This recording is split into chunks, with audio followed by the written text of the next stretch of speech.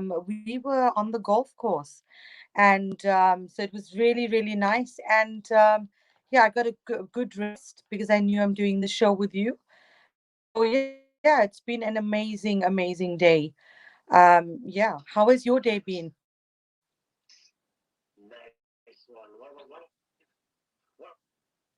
What was the highlight of the day for you yesterday? Because it's morning time now. So what was the highlight of your day yesterday? Your time. The highlight was actually my time in the day was being obviously we had the radio show the day before, and that was quite good. And yeah, the highlight of my day was being on the golf course, just being in the sunshine, being able to walk and just enjoying the outdoors. I love being in the outdoors, and I think with the pandemic, we've taken it for granted. We've been in lockdown like 3 times in the UK, so we haven't been able to go out as often as we'd love to. But yesterday, we were on the golf course, and I just absolutely loved every minute of So it. understand that everything is kind of getting back to normalcy. She keeps going. So ladies and gentlemen, as I said, yeah, everything is getting back to normalcy on your end, is it? Yes, definitely. So things are getting back very much to normal. People are starting to go out and to meet with friends and family, but obviously still in like social bubbles. And all the shops have opened on the 12th of April. And then from the 17th of May, I think they're going to start with international travel. But yeah, definitely the highlight was being in the outdoors and getting some exercise because I had a bit of a run as well. A healthy body is a healthy mind, and I'm telling people they need to exercise. So I need to do the same as well, because when you exercise, it doesn't only help your body, but it helps your mind because it releases those happy chemicals. So even if you're going for a brisk walk, you're going out for fresh air, and if you're exercising, I think it's important, at least fitting it in. If you can't, if you do it at least 3 times daily, but better still, at least every day, get some form of exercise. Right. So I know tonight, the topic tonight is actually we're talking domestic violence, we're talking Yes. hypertension, stress, and other health issues. Yeah, sorry, Mike. Before that, how have you been? I haven't even got a chance to ask you, how are you? How was your day? How things are going? Yeah, my day was all right. Little ups and downs. Had a lot of things to do. Came back home, did some chores, cooking, little house duties. Yes, It was exactly. okay. Not much. Yeah, not much stress, but a lot of things to do. Yeah, Just keeping a positive mind about everything. So yeah, it was all right. No complaints. I'm not gonna complain because you great. remember when we talked in that, like when you bring all these negativities into your life, you tend to couple and things start happening the wrong way. So I try to keep my mental capacity at a level of not understanding only, but to keep my mind occupied. So there were things I Yeah. did.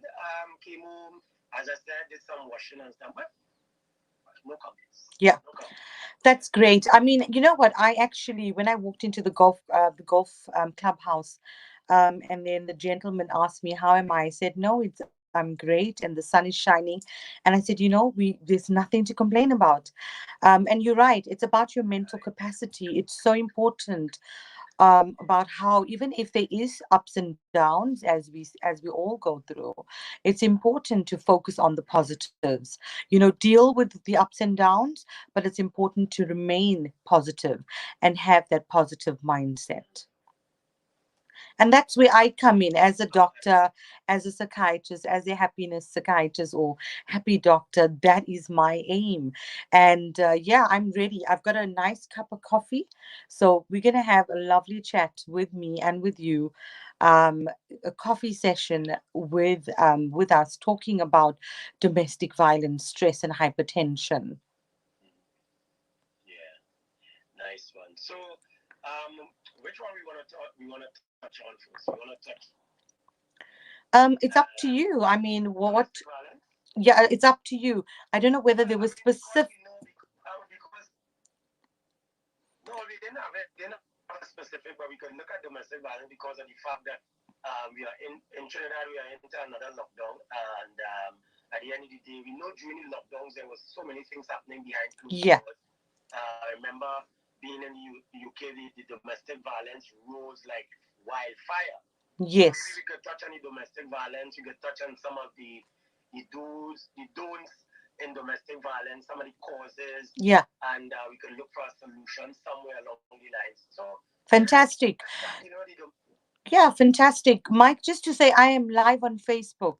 So if anyone's listening and they want to see Yes, me live, we can maybe try and do it that I can send you a link and you can also appear in my video. But I'm gonna go. I am going to go on your. I'm going to go on your page. Yeah, I'm going to yeah, go on your page. We also on the YouTube. So yes, wherever I'm you on watch YouTube us, as well. So your page. I'm on All right, Facebook Live. I'm on all right. So YouTube, and your links. if you send me your links, and I can post that up once I'm finished. Yes, I yes. can post it up. I'm gonna do that now. Yeah, All right, so yeah, I'm gonna do that now. So while you're talking, I'm gonna be posting that to your page on the YouTube channel that yes, we are live on right now. So yeah, fantastic. so let's deal with the domestic violence. Yes, domestic violence, I think it's one of those very difficult topics to talk about because I think it's like a taboo to actually talking open about, about your marital problems or your relationship problems. I think we are not at that stage where people can talk openly. We talk about mental illness and trying to destigmatize it. I think it's the same with relationships, but we need to normalize it, as Oprah Winfrey and Prince Harry and everyone is trying to do. We're trying to normalize it. So domestic violence is something which is real. It's something which happens, and it can happen to anyone. None of us are immune to it. And but I think the main thing is finding out what it is, and if you're concerned, is about getting the help. And like you said, the do's and don'ts. We're going to talk about that. So, I mean, domestic violence is when someone is in a relationship and obviously experiences domestic abuse. And as you've rightly put it out there, is that during the COVID-19, we saw a surge in domestic violence. I actually spoke on domestic violence with, I don't know if you know, I think you do know Leonard Shabalala. He's a presenter on Lured Live in Luton. So I actually spoke very early in the pandemic. I spoke about domestic violence on the radio because I think we were starting to hear a lot of people going through it. So what happens with domestic abuse is that it can be physical form of abuse. So there's different forms. You can have like a physical form and a mental form Yes, of abuse. And so in terms of a physical abuse, that the person that's experiencing domestic violence and physically would be assaulted or bruised easily, punched, used as a punching bag basically. And it happens. right, So physically they'd get it assaulted. They could get sexually assaulted, forced to have sexual intercourse when they don't want to, and be pushed into situations like that. And then it there's not only physical, it can be other forms like gaslighting behavior, so very controlling behavior, economic abuse or financial abuse, online abuse, threats and intimidation, emotional abuse. So these are the different forms of domestic violence. So the signs to look for, it might not be quite obvious, but you can start to notice that the person who's being abused might start to be more withdrawn and isolated from families and friends. They might start to present with, like I said, the physical abuse with some bruises and burns or bite marks. yeah, And obviously the finances being controlled, and to the extent that they don't even get money um, to buy food or pay bills, and they're not allowed to leave the house, or they stopped from going to college or work. And on the internet, everything is being monitored. So like their messages, their texts, their letters, they repeatedly also belittle, so emotionally and physically and so they can become belittled and put down and told that they're worthless, and they're pressurized, as I said, into sex. And then they're told, like, everything is your fault. So everything that the person does, they start blaming the other person, and that you are Right. that you're overreacting. I think when you're in this situation, it's so difficult, isn't it? Yes, it is. It is. It is. Yeah. Yeah. Yeah. So do you want to But anything then, on that? Do you want yeah. to? But then when you look at domestic violence today, something I've been saying for a very long time, in the sense of the blame game. We find that the blame game always Yeah. the men wrong, the men wrong. Why it is we always tend to blame the men, and we Yeah. don't look at the aspect that women are also guilty of domestic violence. Yeah. Yeah. So exactly. So domestic violence can occur in both occasions. It can occur with the male being abusive, but it can also be with the female. So it is definitely that, like you're saying, it can happen on both sides of the scale. And I just want to say that there was a surge in domestic violence in the UK, and actually to the extent in during the COVID-19 that women were actually being put into hospital because they were abused by their spouse or partners. It's actually, I think what has happened is people were being abused. Um, so, like you said, it could be male or female, and then it's been happening for years. But because the Yes. pandemic started, it actually became more visible and more apparent that there's a huge problem. Correct. So yes, I mean, in terms of domestic violence, it is very concerning. When you in a relationship like that, it can be frightening. You can be frightened for your life, and especially if you've got children. I think the main concern for me is when you have children and you are being abused. So whether it's physically, emotionally, sexually, I think that's where the concern is, because you need to have a way Correct. to be able to identify that you're going through it, and then get the appropriate help before you end up landing in hospital or you end up dead. Because I think the violence has led to, not to alarm the listeners, but it can be quite serious, and it can actually lead to death. Yeah, you're correct. You're correct because one of the things that I've noticed also over the years that a lot of women who are in domestic violence relationship, they tend to, even if they leave the relationship, they always tend to return to the relationship. Why is that? Is it a mental thing, or is it the fact that you got children within that relationship or marriage, whatever type of relationship you have, common law?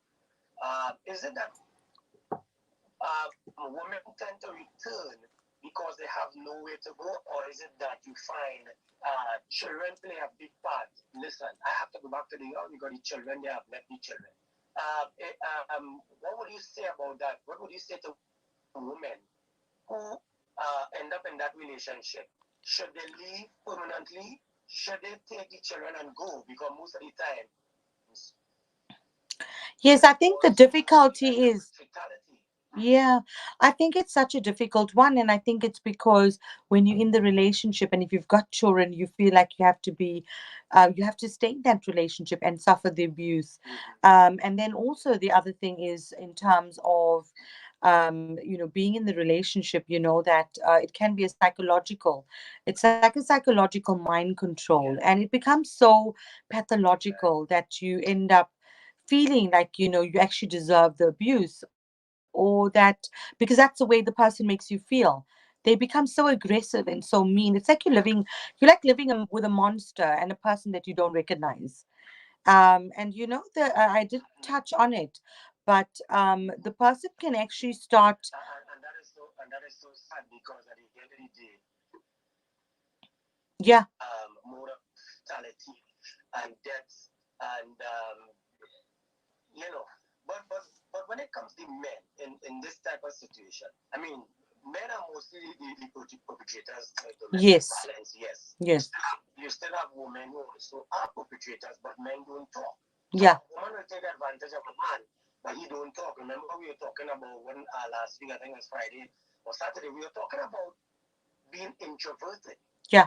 where you have men are so introverted when they're taken advantage of in their homes, both physically Yeah. and mentally. Yeah. They tend to keep quiet. Well, I mean, Yeah. I think it's because, again, it's like I said in the beginning, it's taboo and it's about it's the destigmatizing. fact that they are ashamed that people, yeah. Mm-hmm. It's about Yeah. destigmatizing, and it's a taboo, and you feel ashamed. You feel ashamed, you feel guilty. It's Yeah. a range of overwhelming feelings. And I didn't talk about it, but I mean, sometimes the person or the perpetrator, so you get the victim who is obviously the victim of the domestic violence, and then the perpetrator is the person who's actually committing it, as you said. And they can actually start acting very jealous, possessive, or constantly accuse you of being unfaithful. They can get angry when drinking Right. alcohol or using drugs. And I think this is a very, very important and a very prevalent one. It's happening more and more that when people are having alcohol or they're taking drugs, then they become more and more violent. And they start, can be threatening with violence or with a weapon. And they could do the physical, the other forms of physical is kicking, hitting, shoves, slaps, choking, hurting you, hurting your children, and your pet. So, and then they can also threaten. They actually go to the extent of threatening to tell friends, family, colleagues, and community members. So it's really, really, really very scary. You think like you're in a nightmare basically. And I do feel for women that are in this position, or men, because it can be very, very, you can feel quite hopeless, helpless, and worthless, because that's what the person makes you out to be. But I think key is getting help. It's identifying what is going on and how you can help yourself. And I think main thing is you psychologically you need to be strong, you need to be courageous, and you need to change your mindset. That person will want you to take the blame for everything, and you need to acknowledge that you don't deserve it. And I think when you start changing your mindset, you talk about, I think you very much for or pro changing your mindset, changing your attitude. I think you also realize that it's about changing your mindset. And I think when you start changing it, that you actually don't deserve it and you shouldn't take the blame.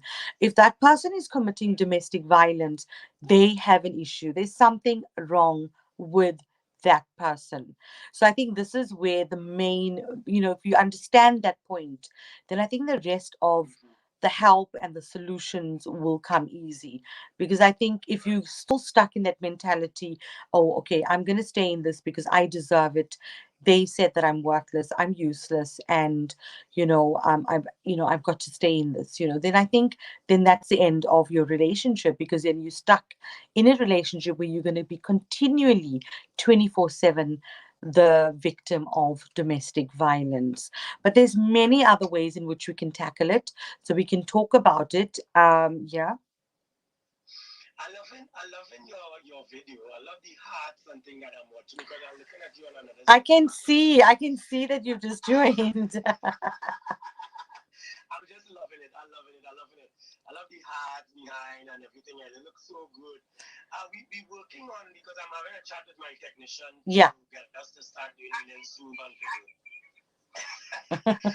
And it's a little delay system, but I like the heart. So um, now when it comes to children in that situation, when it comes to the domestic violence in homes, we know it's a sort of mental. It takes a mental toll on a lot of children because we have today where a lot of us have gone through um, family life, seeing our mothers getting beat up by dada, or we might see our dada get a little slap up on Yeah. something. But when it comes to the children, doctor, um, the impact on them mentally, mentally, right?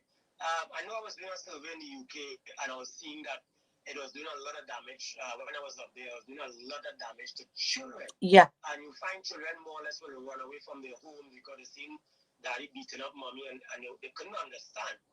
Mm. But another danger to it is daddy will come home, start to fret with mommy, hitting mommy, and then 10 minutes after you've seen daddy and mommy sitting out in the living room, hugging up, kissing up, watching TV. Mm. So, what message is that sent Yeah. to the children?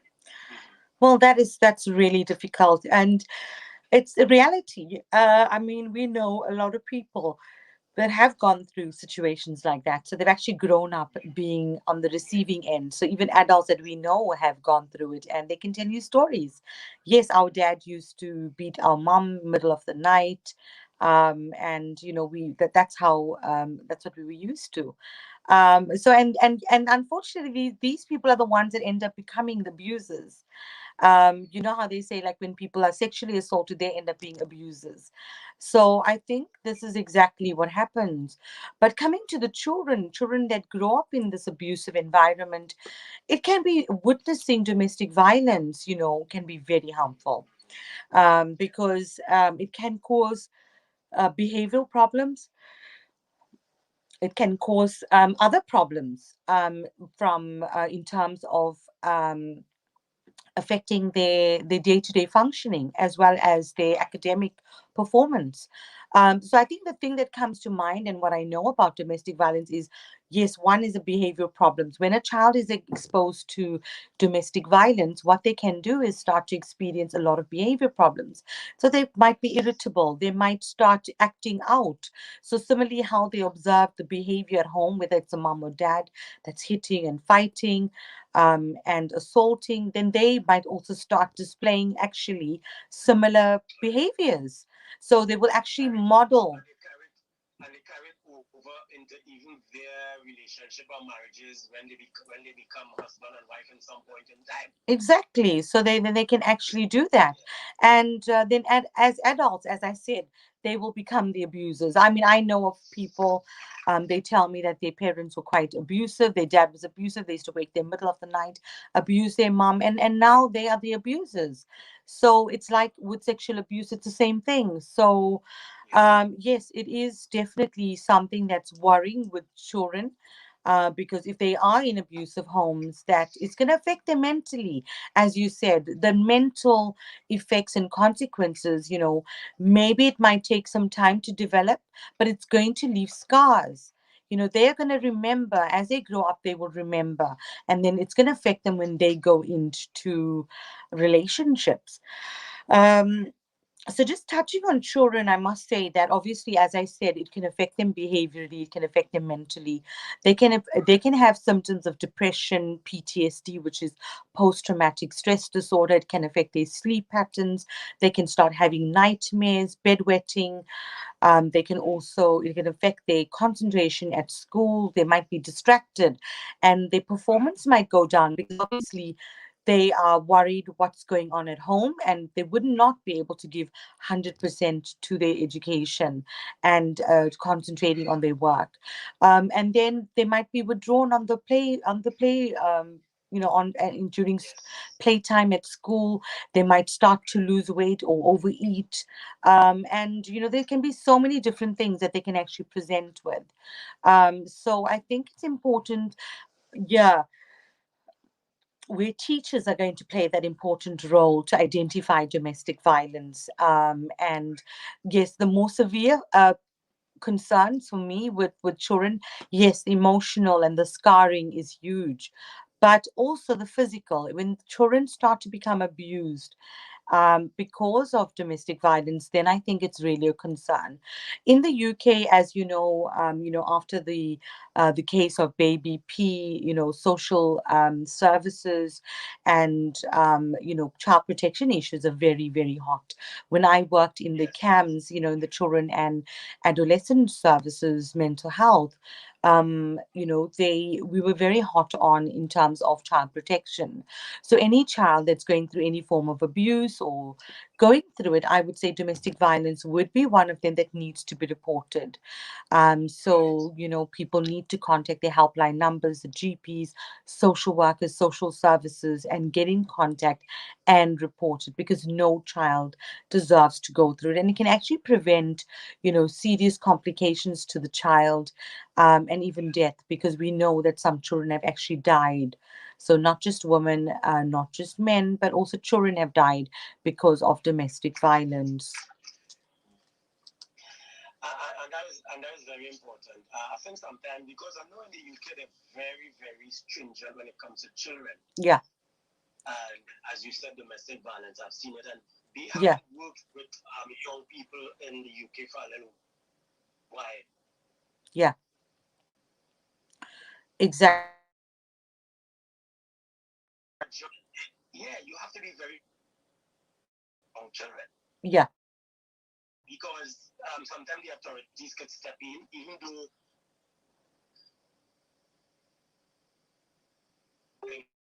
we also, as principal, because we had to be very careful how we were even talking to the children, you know. yeah, And when you look at it, most of these children they came out from homes yeah, that were domesticated, yeah, and the authorities had to remove them, bring them to us. But then when you look at the fact that with children, and you mentioned something with the withdrawn aspect of it when they're going to the schools and things, is that the only way we can identify what's going on with a child when something is wrong in their life, when something is happening home? Or is there other areas we need to look at? Now, you mentioned something that is also very important in domestic violence, sexual abuse. yeah, Yeah? yes, Yeah. yes. So what's your take? Because sexual abuse is one of the main attributes in domestic violence. It's not just hitting and everything else, but when it comes to the aspect of sexual abuse in relationships and when it comes to in domestic violence, that is a topper. What's your take on that? Yes, so I mean it's sad, but that is a reality. Women, or even we haven't spoken about gay and lesbians, but in these relationships with men and women, heterosexual or lesbian and gay relationships, people do experience a form of sexual abuse, and what happens is so they can be physically assaulted, in addition to being sexually abused. So they'll be forced to have sexual intercourse when they don't want to. They could be forced to perform certain sexual acts which they don't want to. So this is a reality, and this is what happens.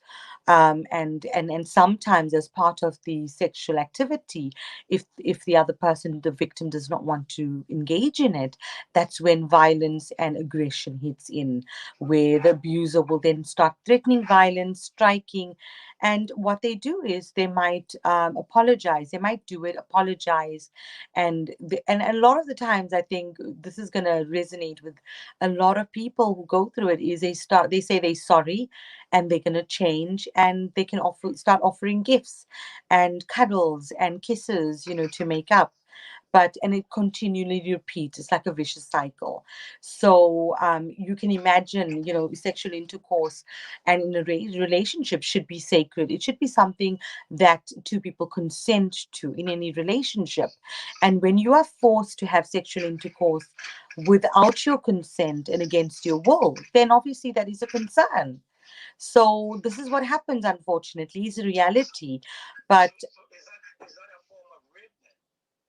I would say it is. Yes, it's a form of domestic violence, and then it's gone to a very serious, serious case of criminal activity, which is rape. So it's actually, I mean, I would say the whole thing of domestic violence is a criminal activity, and any person who commits it should be criminally charged, or at least it should be known. I think this is one of the ways of tackling it is start reporting it, report it to the local police services, and get the help that you need, because otherwise the perpetrator or the abuser will continue.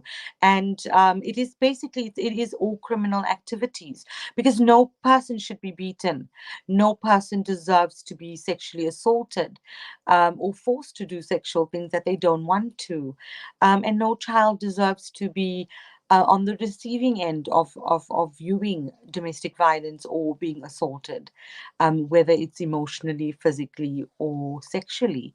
So I think it is definitely, it's very, it is really a concern. And I think this is why we need to talk about it more. We need to get it out in the open because it's happening and people are not talking about it. Because you know, as we said earlier in the very early onset, is a lot of women end up staying in these relationships. They don't want to leave.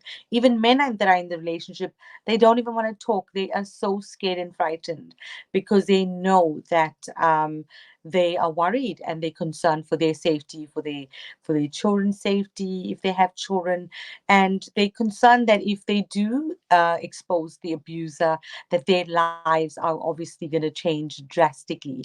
But to be honest, I would say the best advice would be you need to start identifying that there's an issue. You need to try and get help and support. And I actually saw, like I said the other day, I was researching for some other talk and I saw there were so many domestic violence websites, and all of them are confidential. There's so many safe houses and places you can phone and they can help you. So there's shelters and domestic violence hotline for advice where you just make a call at a safe time, especially when the abuser is not around or when you're with a friend. And then they also advise that you need to, so reporting it, contacting the police, making sure that you have a log of all the incidences that has been occurring. So if you can record it, you can have notes, and you can also have dates and times of what's happening. And they also say that pack an emergency bag, because I think why I'm saying all these things is because you can be in a situation where the domestic violence becomes so much. We've seen it on the movies, or you've heard where the person has to just pack their bags and leave within like 20 minutes or 10 minutes, or in that second when they know their life is in danger and they know they've had enough. So you can pack an emergency bag with items that you need, like extra clothes and keys, and keep that in a safe place, and keep all your personal papers, money, and medications, obviously, if you're taking medication. And try and plan. I think some people actually go to the extent of starting, if they know they want to leave the abuser and they don't want to cause problems by getting the police involved, they will start to plan their exit route. So they might plan where they're going to go, what they're going to do. So that's also another way of getting yourself ready. And obviously, when you are when if you are in an abusive relationship, you shouldn't make the abuser knowledgeable of what you're doing. So use your phone wisely, use your computer cautiously, and any GPS devices that can be tracked to you, you need to be careful, and also with your passwords, and clear your viewing history. So these are very, very important things, if you're thinking about how you're going to get help and what sort of help you're going to get. You also could speak to someone that you trust, so turn to a loved one, a neighbor, a friend, a worker, and someone that's in a spiritual organization. There's various hotlines, as I said, and you can contact them for help, and your healthcare providers, a local crisis center or shelter, counseling or mental health center, and even the district local court can can help. And it's hard. We acknowledge it's very hard to recognize or admit that you're in an abusive relationship, but there is help available. As I, Because there's not always you don't always say bruises on the yeah. victim. Yeah, so you can't tell. And between physical and mental, for me, I mean, I don't know, you can correct me, but I believe that mental abuse is just as dangerous as physical abuse.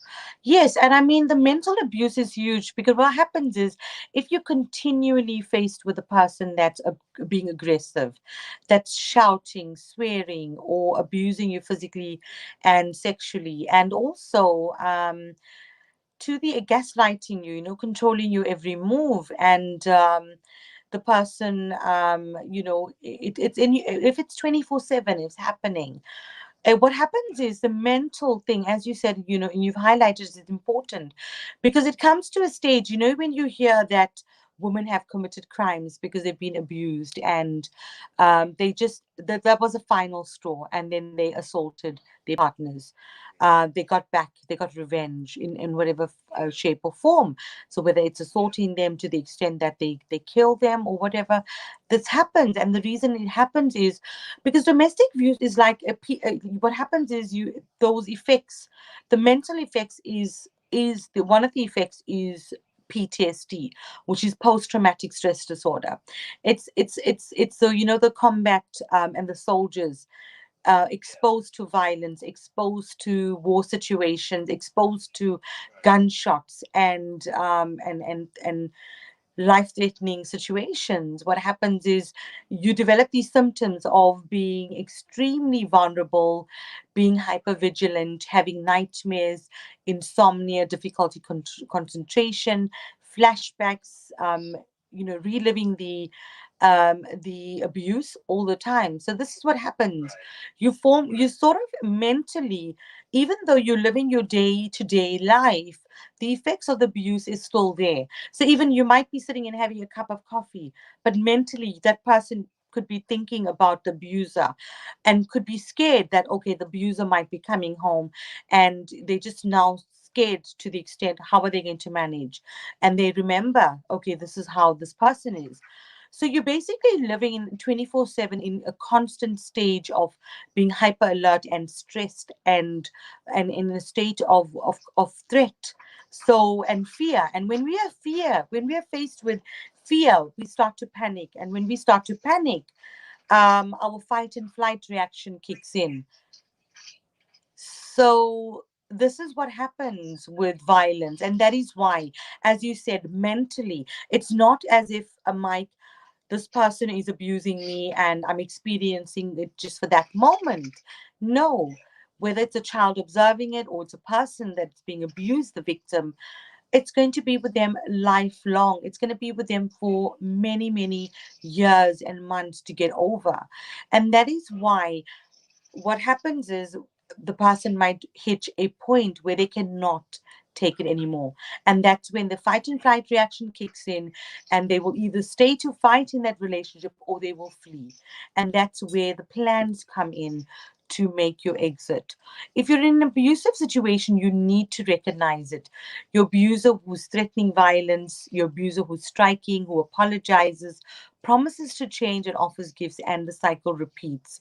The typical violence will become more and more frequent and severe over time. And the longer you stay in the abusive relationship, the greater the physical and the emotional toil. You might become depressed and anxious, or you might begin to doubt your ability to take care of yourself. You might feel helpless or paralyzed. So I think this is really, it's a very important topic. It's going to affect people listening to this podcast. They need to understand it because obviously the US, yeah, That's why I wanted to do a show like this because it's important that we talk about these issues and not just sweep it under the carpet. Because of when you listen to the news these days, especially in my country of Trinidad and Tobago, you find that domestic violence is high also. And the women are mostly the majority, they are the victims most of the yeah, time. yeah, But I always ask the question, when a woman is in a domestic relationship, of domestic violence relationship, when it comes to the parents of that victim, what part should be the parents play? Because I've known of many cases years ago when I was home that you have women will go to their parents and they will say that they are being taken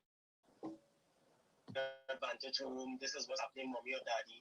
And in some cases, the parents will send them back into the relationship because of the fact that there's material gain. yeah. What do you think? What do you think about that? That is true. So again, I mean, I think what happens is abuser is so clever, and it's all this power and control behavior.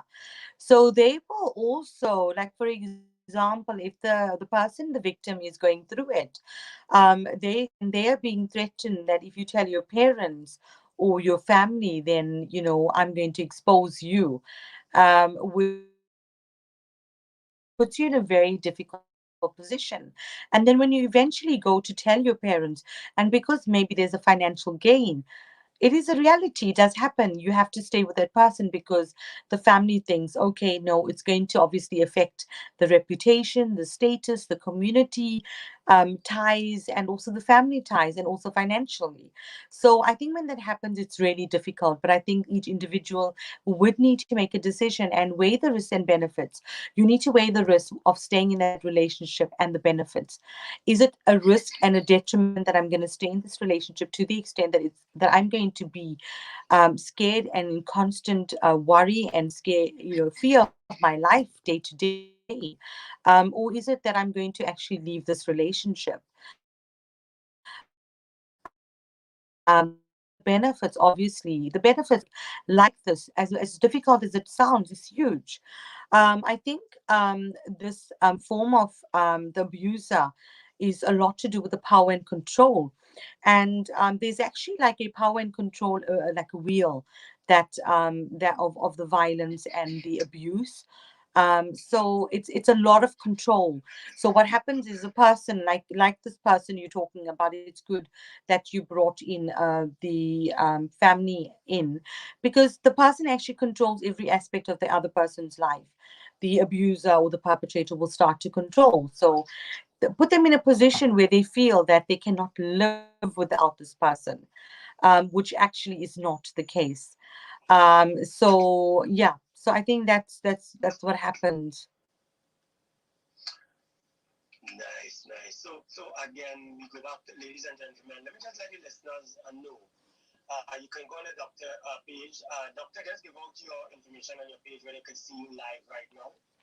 Yes, so I'm on Seshni Mudlia on Facebook, and I'm also on YouTube, Dr. Seshni Mudlia or Happy Doctor's Kitchen channel. So you can catch me live there, and I will share it with Mike, with you as well, with your page. Yeah.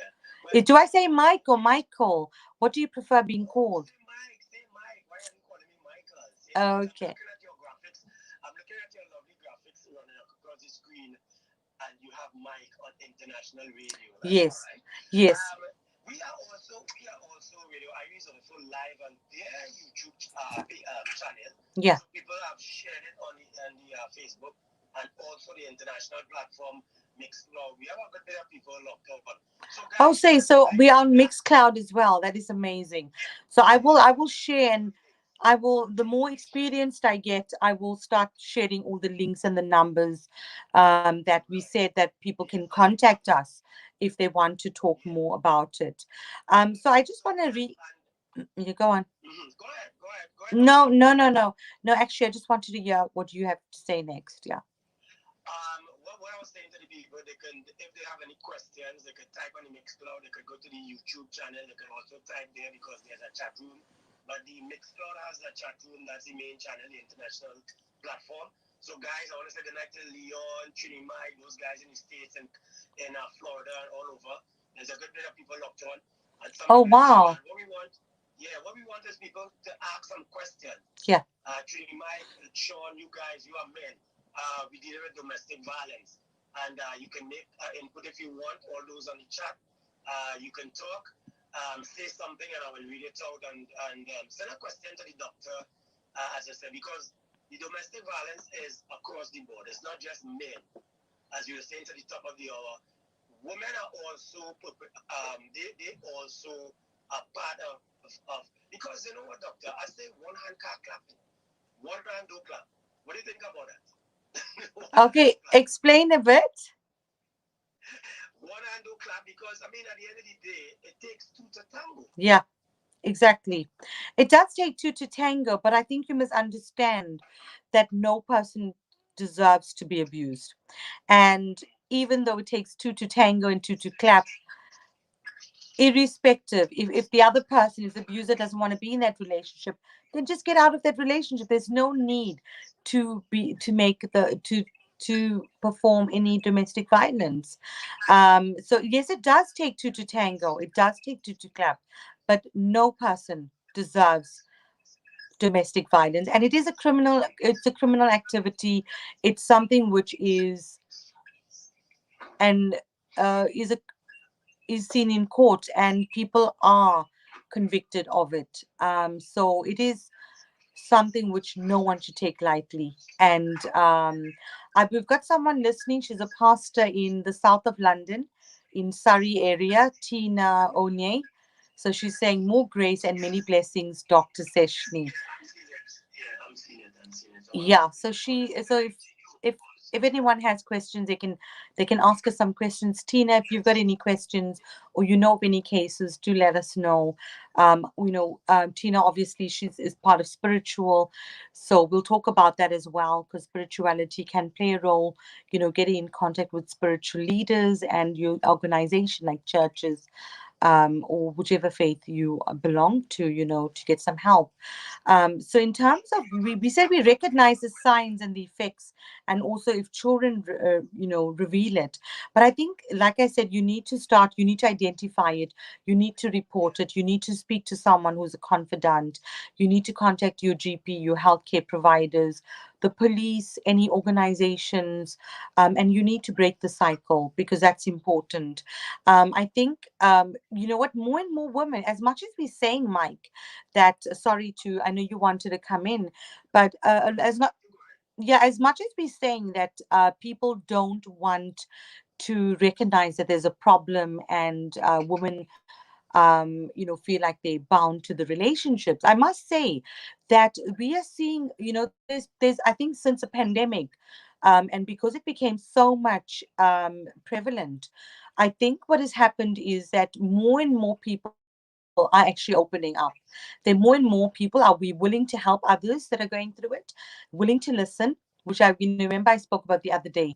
And also, more and more people are talking about it openly, that if they are in a relationship like this. And I think we are so lucky and fortunate with technology that we have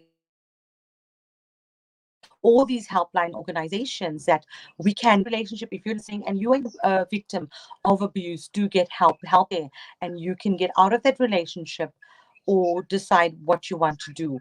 I mean, some people do stay in the relationship if it's worth salvaging, if it's worth going for some counseling, and if you think that that person is worth reforming themselves, then I think that can help. But if not, then I think it's advisable to get the help and have that voice and courage to talk about it. we have a question from one of the listeners, Trinidad. They're out in the US. Yeah. She's saying, when a woman is in an abusive relationship, why is it so? Why is she so scared to leave? So she's scared to leave for so many reasons, because when you're in a relationship and you love someone, you find it very difficult to leave that relationship. So obviously you're going to be scared and to leave that relationship. But and also because of the power control that that other person puts on them, they also might be financially more dependent on that person. So there's so many different reasons why women actually stay in those relationships. And also, like I said, the abuser is so clever, because they're in this power of control struggle, where they actually will say that, I'm sorry, it's not going to happen again, I'm going to change. How many times have we heard that? That is so true. That is so true. That's something that is normally repeated over and over. Come back, I apologize. I'm sorry. I wouldn't do it again. But yet, you know, no. Yes, and sorry, just to say that they say that, and do they change? No. Do they stop doing what they're doing? Yeah, but most times they don't. But let's step back a little bit. Let's step back a little bit. Let's look at the fact that when a woman is getting into a relationship with a man, or a man getting into a relationship with a woman, what are the signs that they normally look for? The body language, because I mean, obviously, sometimes you don't know. It's until you get into that relationship and individuals get too comfortable. The man might get too comfortable and he believes that he could say what he wants, he could do what he wants to the woman. Um, what are some of the signs, doctor, that a woman should look for before she goes into a full blown and a longevity relationship or whether it's marriage? What are the signs that they should look for? I like your thinking, prevention and actually identifying that you could be putting yourself potentially in a very dangerous relationship. But before I just start with that, I just want to say Tina One has given some comments, and she's a very, very well respected pastor, as I said, in the UK. Yeah. Good night to you. Good morning to you, Tina. Yes, good morning, Tina. And she's saying that yes, it's so bad and not acceptable if the relationship is not working. You do not need to remain. No person has a right to take the life of another person. Watch out for the things, and do not continue to stay and keep thinking that you can change that person. They can never change. What you see is what you get. They will tell you they will change and brainwash you, and you keep buying their lies and keep suffering. And that's true. That is true. That is why people end up staying, because you always will have that hope that that person's going to change. But and because you love them, you want to stay with them. Yeah. So coming to you in terms of the telltale signs. Yeah, go ahead. Yeah. What, yeah, I was just reading some of these things. So another question was put again. I hear about so many abusive relationships. Once the law gets involved, the relationship ends up in debt. Yes. Yes. So I think this is where the worry is. And thank you, Tina, for those lovely comments. And your information. There's no doubt that you spread the word of the gospel, and you're doing God's work, and probably helping lots of women out there that's going through this. Yeah. In terms of what you're asking, I think it's important. That this is an issue. So I mean, I don't know whether you had any thoughts on it. Um, in most cases, yes, because sometimes when the victim goes and reports any incident that is taking place in their home, if it's a woman, sometimes in some cases, sometimes the law don't really take it serious until something happens. Then you realize that wait, this woman has been crying out for help for the longest while. We should have, but Yeah. we didn't.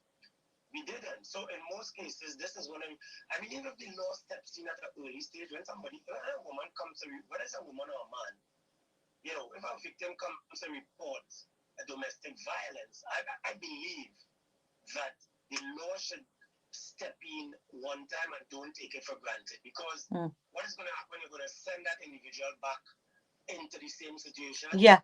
and when something fatal happens, that's the time you will say, "Oh gosh, if I didn't know," Yeah. you know. And that has happened. We've heard that someone has died, someone's been stabbed, someone's been murdered, and they were in contact with the police like a week ago, a few days ago. So it's really important that police and the law takes serious acts in order to prevent and reduce the domestic violence. And if something is being reported, it needs to be taken seriously. But I think it's a difficult situation, because on the one hand, when a person gets reported, so when I looked at the different websites and what was going on, so usually you'd call up the police, you'd open an incident, you'd let them know what has happened, and you'd give your statement, and then they will interview the abuser or the victim, both of them. So they'll interview both the victim and the abuser, and then obviously they'll take steps. The law will then kick into place. So actually, any time that you do report it, the law should, like you're saying, it should the process should go ahead in terms of a criminal activity. And I think more and more it gets reported, and reported to police, I believe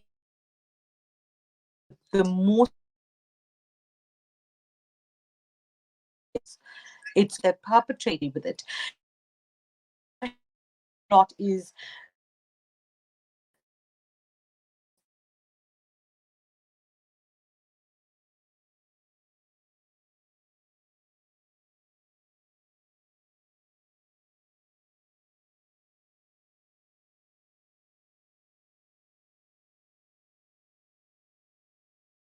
And for some men, the ego, and yeah.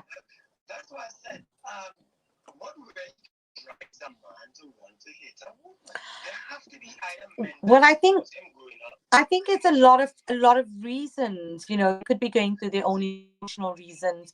They might have been abused, or they observed abuse in their families, and they've now become the abusers, which happens a lot. And what I've seen recently, so from people. And the other thing is they also they might be taking drugs and alcohol.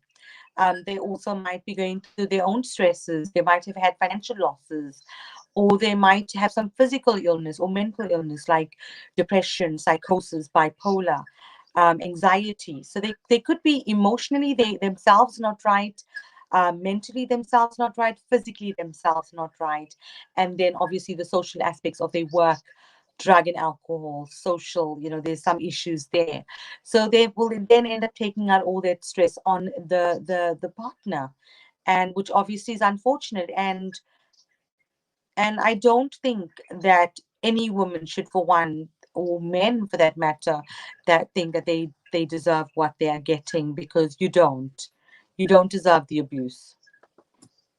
Wow. And that is so important. That is so important. So Yeah. when we look at that, because I know we have a lot of stuff to discuss, we're looking at hypertension and looking at stress Mm. as we go down the line. What do you think that now some of these solutions when it comes to the domestic violence, how should we address it? Some of these solutions, you as a psychiatrist, you probably will have some ideas what we need to do. Should there be more education put out there now that everything is now online and everything is social media? What is the main thing we should look at now? Is it that we need to start educating our men more so? Definitely. So I think it's important. You definitely hit it on the nail there with education. So, Nelson Mandela said education is the most powerful weapon you can use.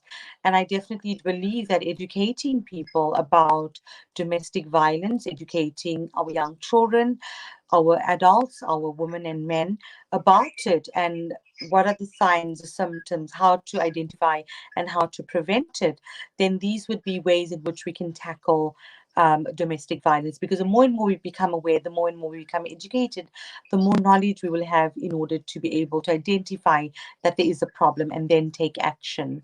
And with that, also, I think with awareness and education, it's important that people also, I mean, as much as, like you're saying, educate men, men should actually be educated. So, I mean, I'm a mom, I've got a son, and I've got two girls. And I think it's important that we need to be the ones to teach them how to behave, how to treat the other member of the opposite sex.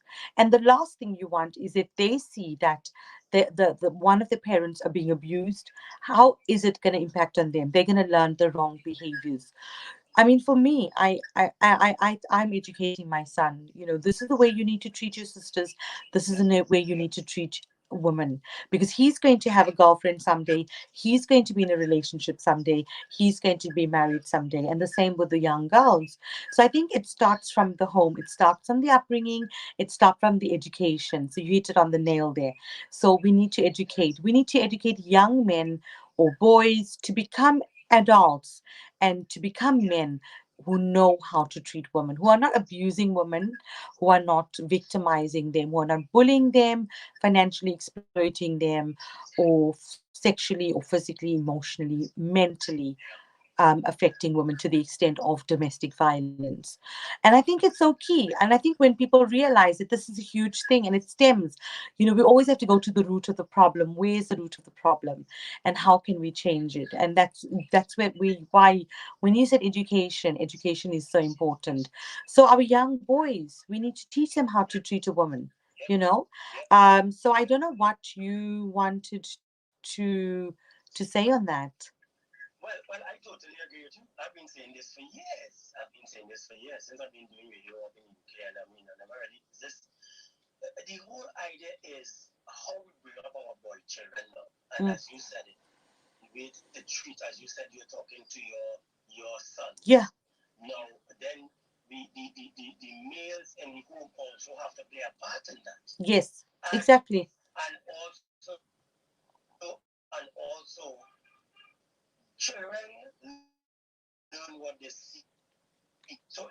see daddy is treating mommy a particular way, they may believe that that's the way to treat a woman. Exactly. They're seeing daddy doing the things and mommy is happy and she's laughing, then they will have an eye, wait, that's the way to treat a woman to keep her happy as much as possible. Yeah. But in today's world, we don't get that because the same father who is in the home went through abusive, have seen his mother also being abused by his dad. Yeah.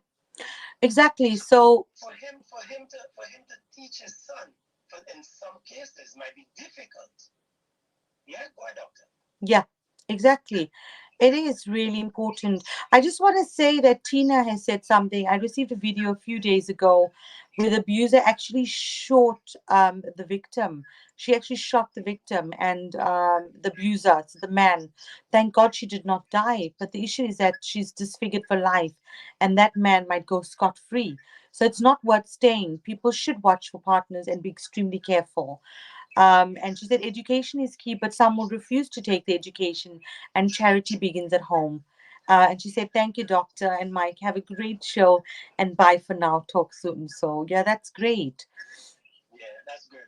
And thanks again, Tina, for supporting. Let's let people know we'll be back here. Doctor will be back here Wednesday and Friday. Yes. She's gonna be doing. We're gonna be doing this family show Monday, Wednesdays, and Fridays, dealing with topics of the heart, family issues, health issues across the board. Yeah. Because as I said, this station is a family station. What we're trying to do, Doctor, we trying to inspire, to educate, and inform the people. So doctor is here to do that, and we need to open our eyes on what's happening. Now we're going back to the fact of our boy children.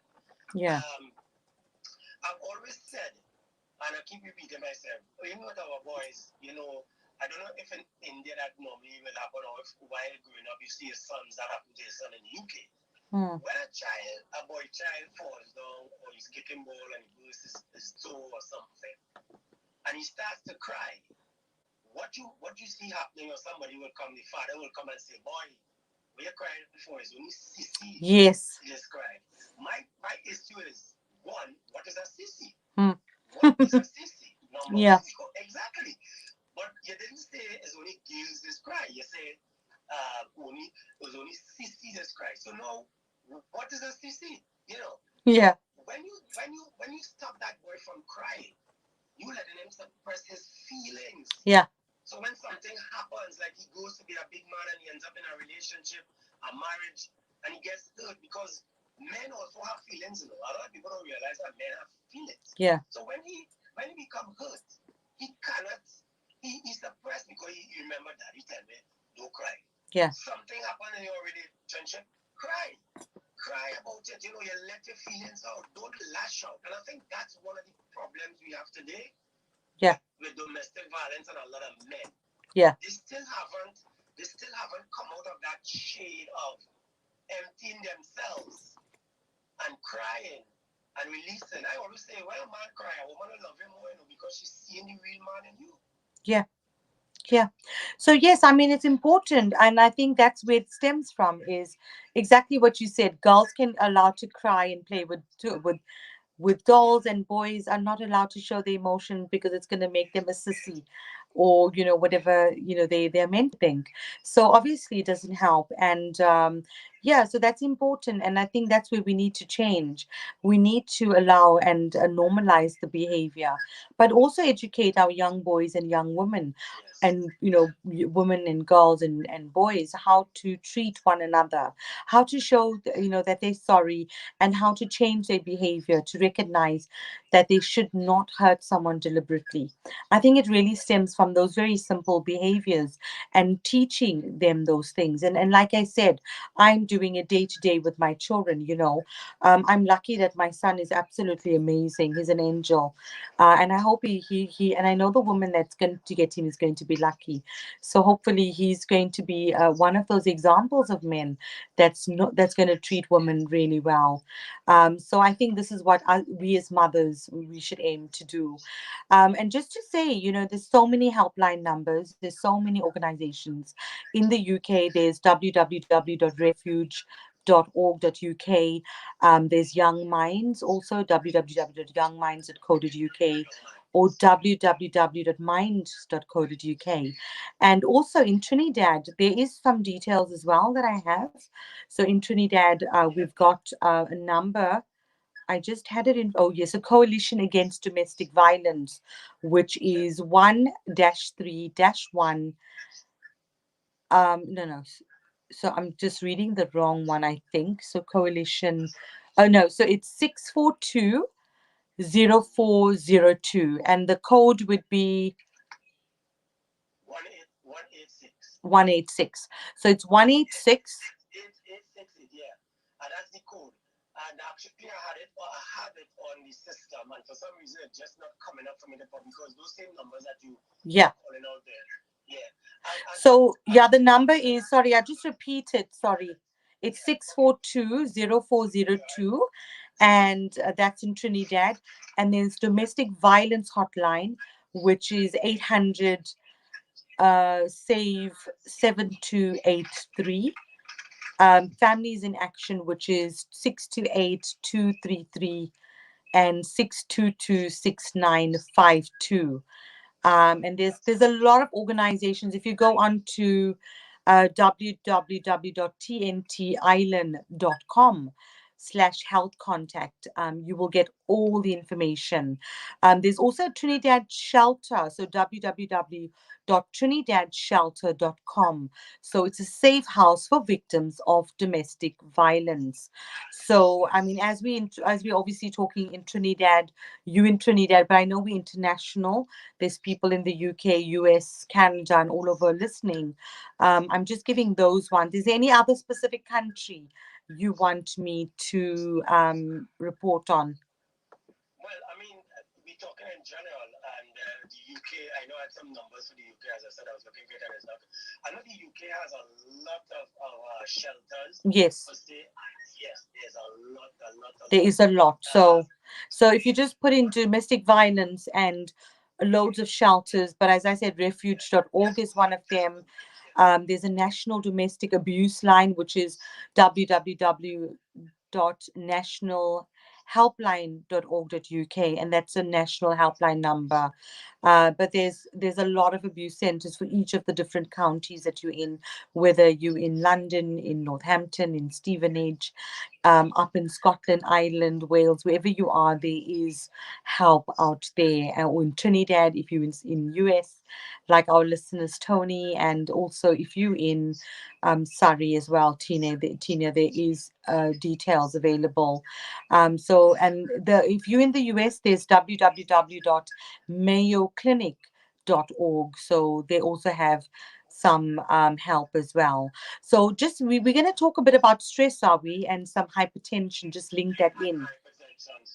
So guys, as again, the doctor, I would like you guys to interact. I know a couple of people Trinity have some questions. Tina left.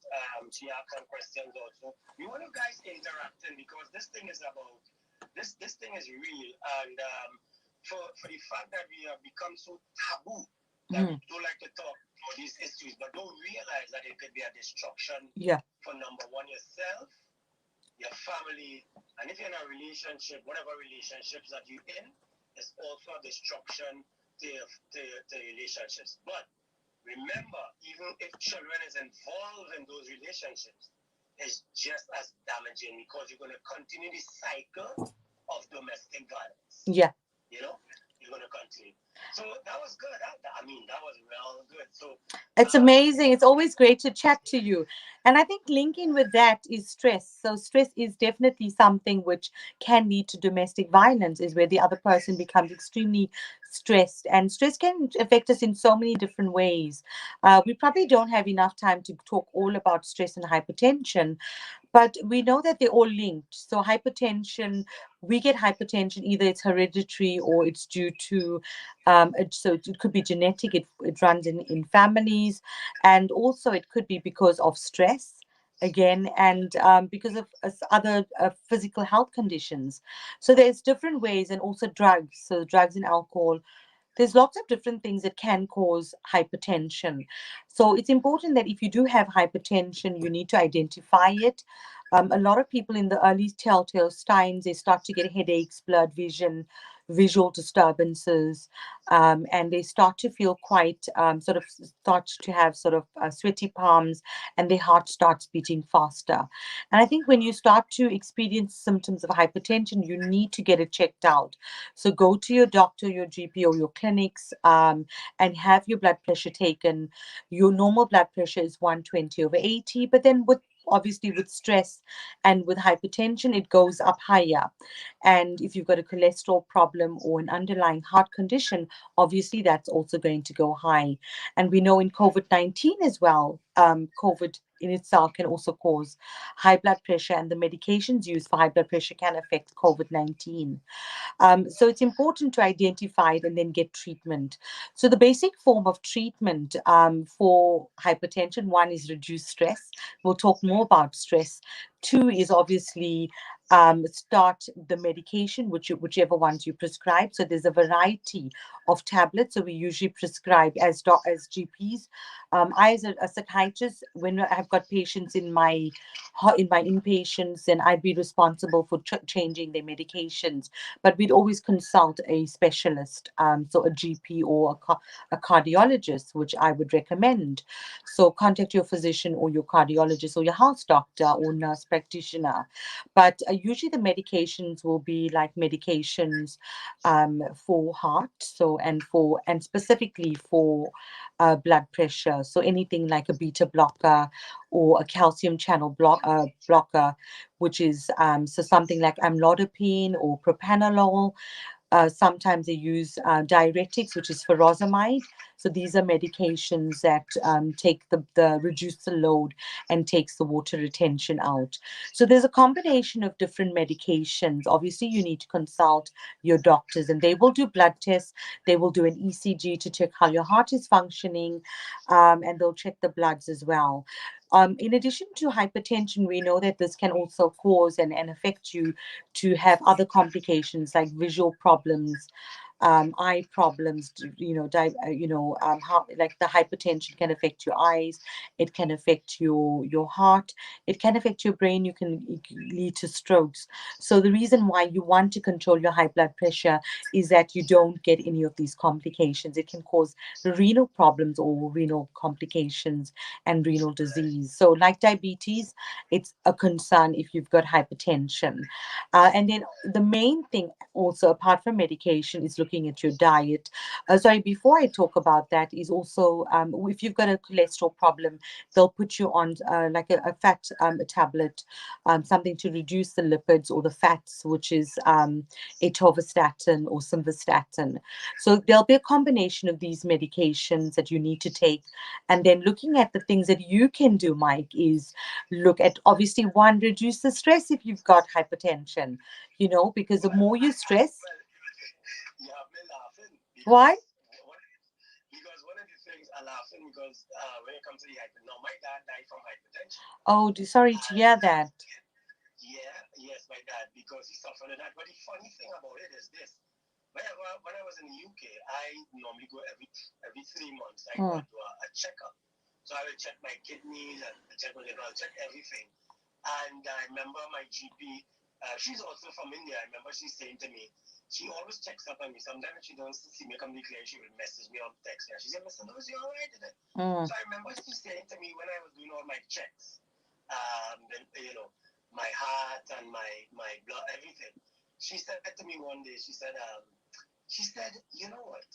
It's unbelievable. She said, at your age, you don't suffer with this. You don't suffer with stress. Your heart is good. The rest of my body, everything is good. Um, for your age is very, it's remarkable. That's So I said to her, I amazing. said, So, what's your so I said to secret? her, well, my secret is eating right, sleeping right. Um, just like how you prepare your stuff, I normally eat a lot of veg. I'm type 2 diabetic, but Okay. I keep myself um, healthy in the sense of I try to eat the right things. Mm. Try to stay away from the foods like, Yeah. you remember Linda has this book that he wrote? Yes. I live Yes. off for Lyndon's book, because Lyndon has everything in the book. I know the Inspired Diabetic. I've got the book actually. It's on the shelf next to me. But I think it's on the higher shelf. I can't pick it out. But yeah, it's a brilliant book. When you look at a doctor, it's about keeping yourself, Yeah, and it goes back to the mentality of yeah, yourself also. Your yeah. mentality plays a lot. Exactly. Yeah. But you're coming back to, sorry, the hypertension. I just want to say, Mike, so obviously controlling your diet, like you're saying. So watching your salt intake, your cholesterol, Yes. reducing the stress. So reduce stress by doing meditation, yoga, listening to music, something that's stressing you, try and eliminate it from your life or avoid that stressor, or try and deal with the stressor, whatever's stressing you. Find ways of coping with the stress. So whether it's going out for walks, listening to music, exercising again is going to reduce stress. So any of these things That's to why I reduce say I'm stress. always in. That's why I said I'm always in the studio. When I get time, I'm listening to music. I It's know. part of my part of my stress reliever. I Yeah. know. Yeah, it's I mean it's always great. It's always great to be in the studio. And then the other things, yeah, the other things, Mike, is just to I'm gonna finish that, then you can rattle off what you need to talk about.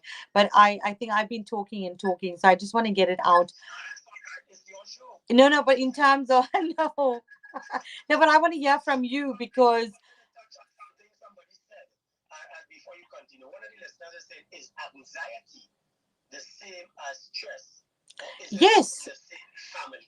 exactly. So anxiety is basically inner stress that's formed in a mental form of stress. So that is such an amazing question. Thank you. I'm not sure who it is and where they're from. Trinity, they're in Florida, Trinity. Oh wow, Trinity, Florida, Florida. Thank you. All the way in America, is it? Yes, yes, yes. Wow, thank you so much. So, yes, so the mind and body is linked, Trinity. So, what that means is whatever affects our body affects our mind and vice versa.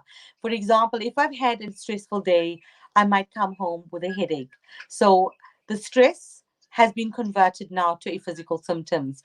So, similarly with anxiety, when we undergo a lot of stress, um, that that stress can be transformed either to a physical form where we have aches and pains and body aches and dis-ease, disease, or we can start for having symptoms of anxiety.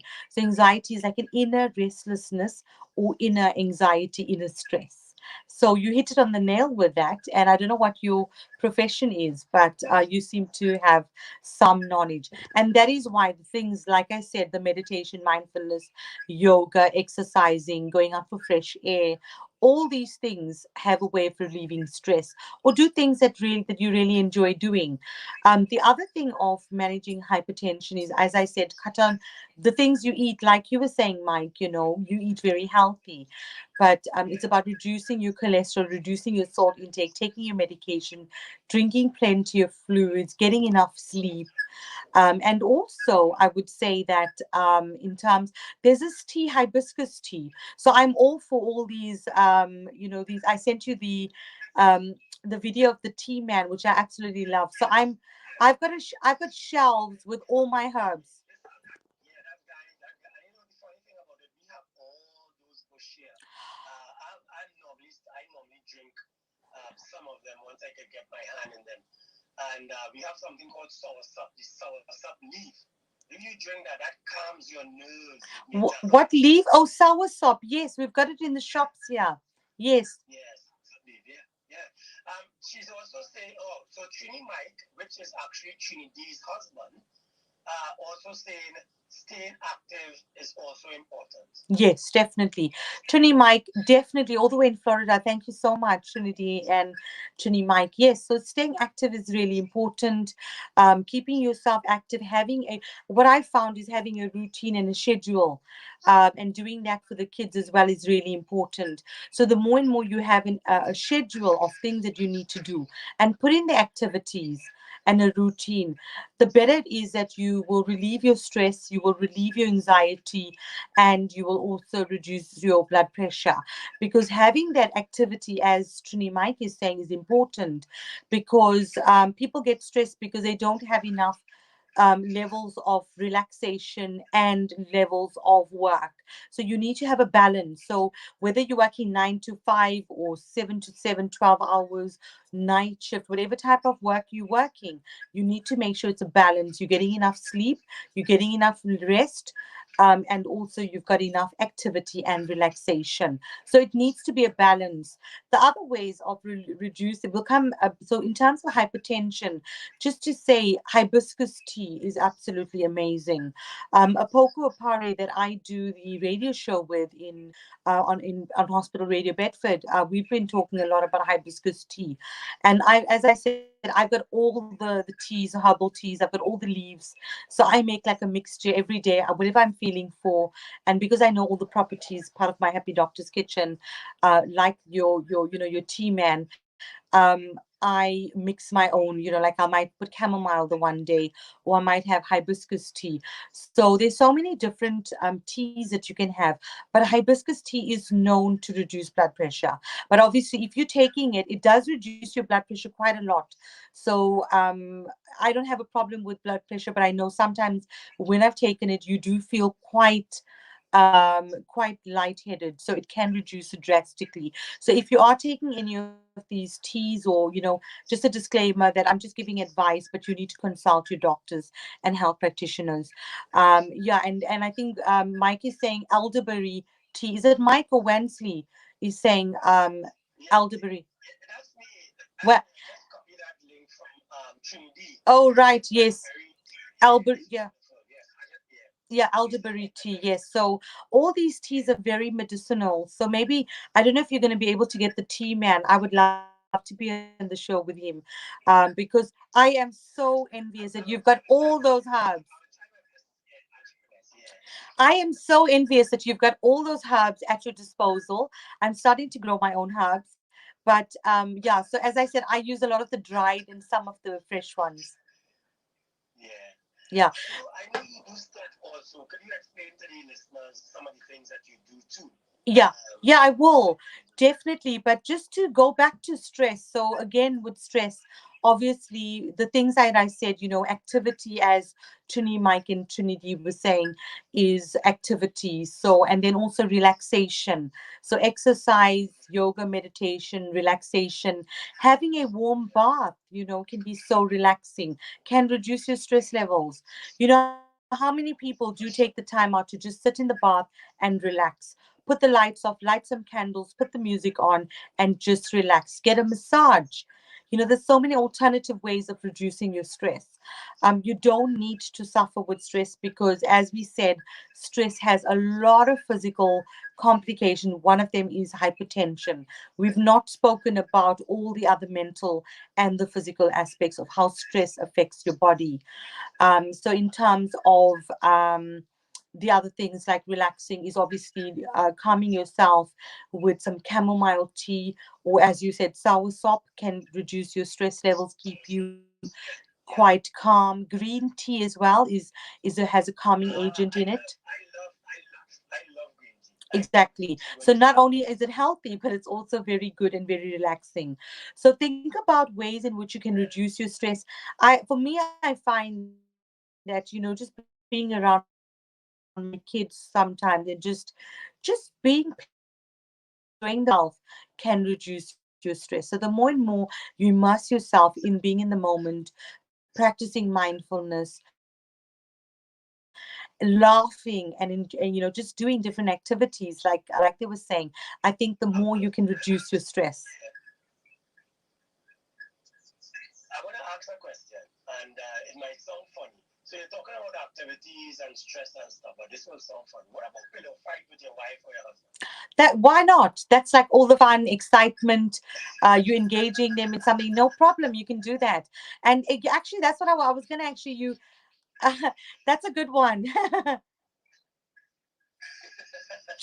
That's a good one. If that's a stressor in your life, then you just just hit them with a pillow, have a pillow fight, and stress it out, Yes, yeah. thrash it out. So these But yeah, just to say, Mike,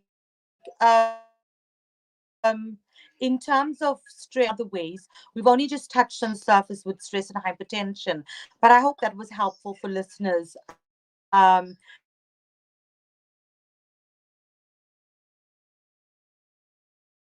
always have to talk more about stress, and and I do say, yeah, I actually wanted to hear from you. You were saying quite a bit of things that you do. No, what I'm saying is what we look at, we'll continue because you have Wednesday and you have Friday, so we could, because Fantastic. this topic is interesting. And yeah, we have a lot of people who listening, and we want to get people to interact. So on the other shows, we like you guys to interact. As I said, Mm. the doctor is going to be back here on another show, which Yes. is Wednesday and Friday, because we want to keep people. The doctor being a psychiatrist we deal with the mental aspect of life and holistically because Yeah. everything boils down to the mentality of Yeah. us. And when it comes to the stress and the hypertension and other things, one of the things I want to for us to I would like us to look at in the future that is prostate cancer. Yes. We could talk about that a little bit. Yes, we can talk That's about that. I think And just to say, Mike, can I just say, like the other day when we spoke about depression, I did talk about the Sukyo Mahikari and how I practice the art of true light. And it's a practice based on yes. gratitude, apology, prayer, humility, and also receiving and giving light. It's free to enter. But I do say that is one way of reducing your stress. People that follow this practice are people that are very calm and they practice like gratitude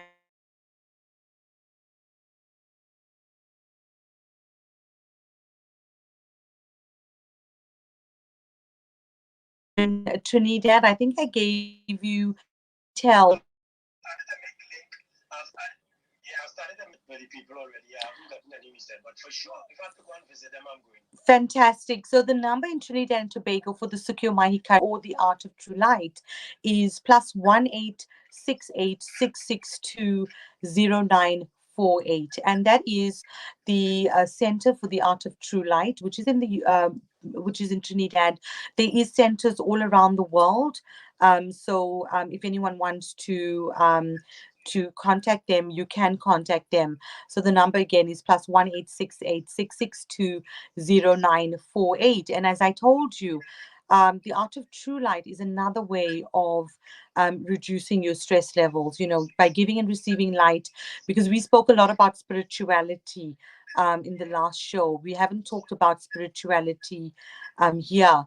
There is an American headquarters. I'm just going to give the number because we know there's our listeners. So North America is +1-949-459-0374, and there's Latin America, which is +5511-559-45936.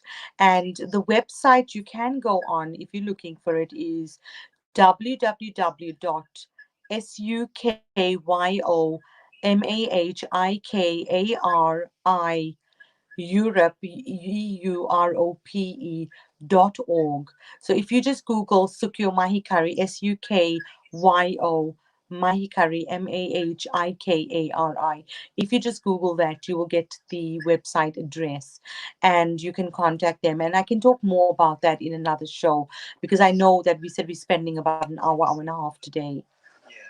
Yeah. We'll be coming out in the next 50 minutes. Okay. I know that the there's the time just goes so quickly, and we just touch on the surface. So what were you saying about? What did that remind you? What did that remind you of the first night? Oh, it was amazing. I absolutely loved it and I enjoyed it. And that is why, like, I had my rest. I set my alarm. I was ready. I said, I'm going to go live with this. And because I do believe in your show, I believe that, Mike, you are inspiring people. And, I can see it. We've got listeners all over the world that are listening.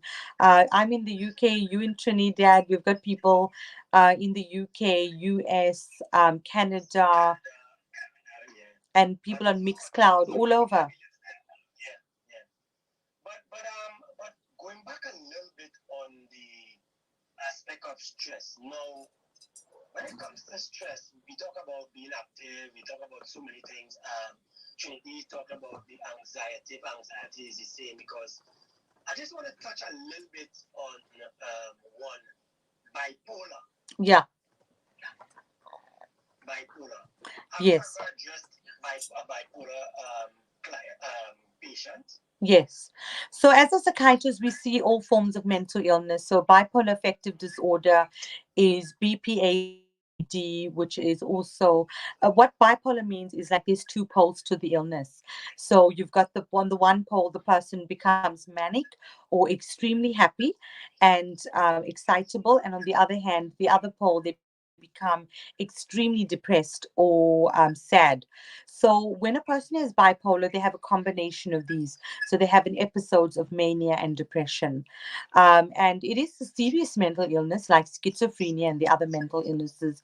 And it does cause a lot of difficulties within people's lives. But the main important thing is that once a person gets diagnosed with it and gets treatment, it can actually save their life and they can lead an almost normal life. So, bipolar affective disorder can present, as I said, in manic, where the person's extremely excitable, happy, irritable. They can start spending a lot, having these big ideas and thinking quite fast and talking quite fast, and also believing things that like they're part of the royal family or they've got special powers. And on the other hand, they can also be promiscuous and impulsive. And on the other hand, they can be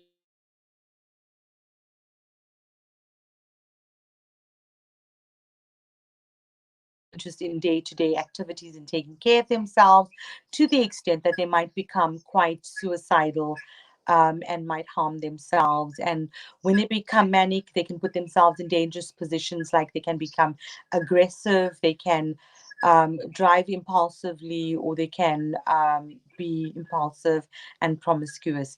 So, as you can see, there's two serious forms of the illness. And but the good news is that there is treatment, and with treatment like a holistic approach, as we say, medication, psychology, social, is after someone has blood tests and scans and discussions and collateral information from the family, we then make a diagnosis, and from that we then start treating them either with medication, psychology, or talking therapy, psychoeducation, educating them, and then the social aspects of care, looking at organizations that can help them, like Mind and Young Minds, looking at social support, getting their sleep pattern, in order, and also for them to recognize signs that they're going to get unwell.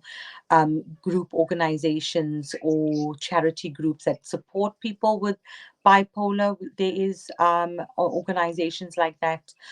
So coming to medication, we've got a group of medications called mood stabilizers.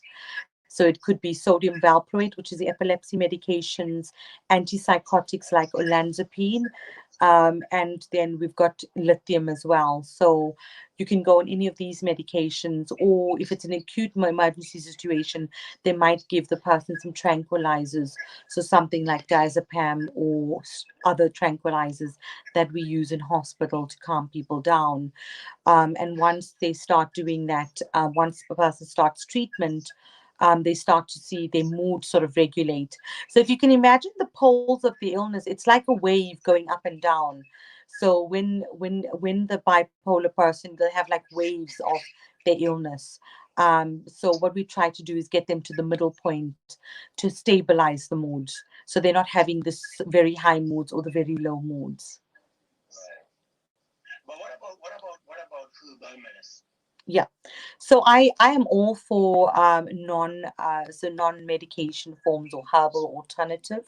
So Ayurveda and homeopathy, all of these. I'm learning a lot. So I do part of the Happy Doctor's Kitchen. I read a lot, and I'm experimenting with different herbs and spices that can help your mood and calm you down and keep you happy.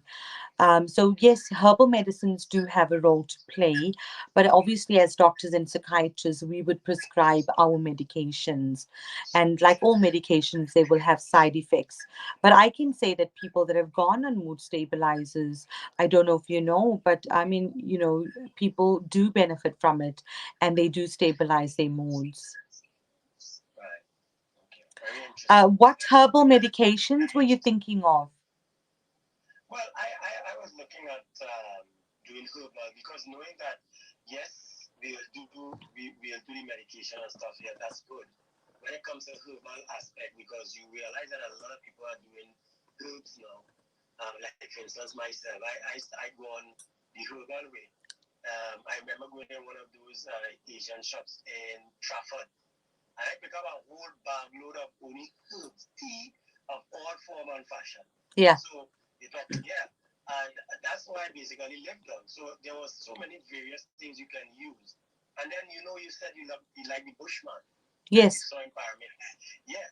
Now when it comes to that part of the herbs, the teas and stuff, is it not even when you go back to the stress and the anxiety and stuff?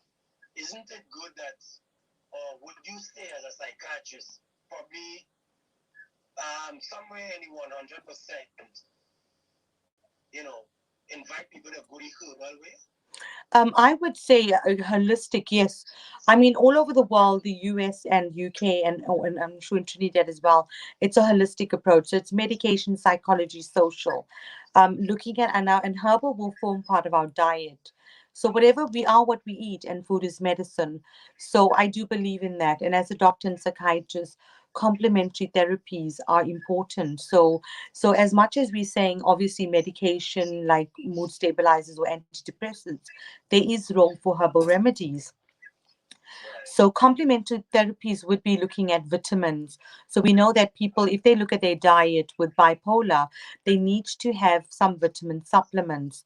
So they need to have supplements like omega-3 fatty acids. So the more fish you have, like salmon, mackerel, sardines, these help for your brain and to regulate your mood. So that's important to have. Are you serious? Yes. Sardines.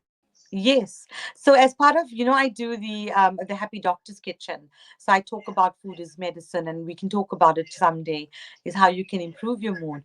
But yes, so omega-3 fatty acids, so anything with omega-3 fatty acids, because of the anti-inflammatory effect, it helps to protect your brain. So it can help for your mood as well, and it also helps for the in terms of regulating the neurotransmitters. So it is important that you can consider herbal remedies, and people are actually doing that. I mean, a lot of people are making lifestyle changes. So sleep is one of them. Your diet is the other way. So when I spoke about the holistic and social, that will include our sleep. It'll include our diet. So having a good, healthy diet to reduce it, because it has to deal with the neurotransmitters like adrenaline, dopamine, and serotonin. And, you need to eat regular meals. You need to have plenty of fruits and vegetables. And, obviously, exercising, as we said, can help. And also, the other herbal things is they do say St. John's wort is something that people can use, but that's more for the depression if you've got depression.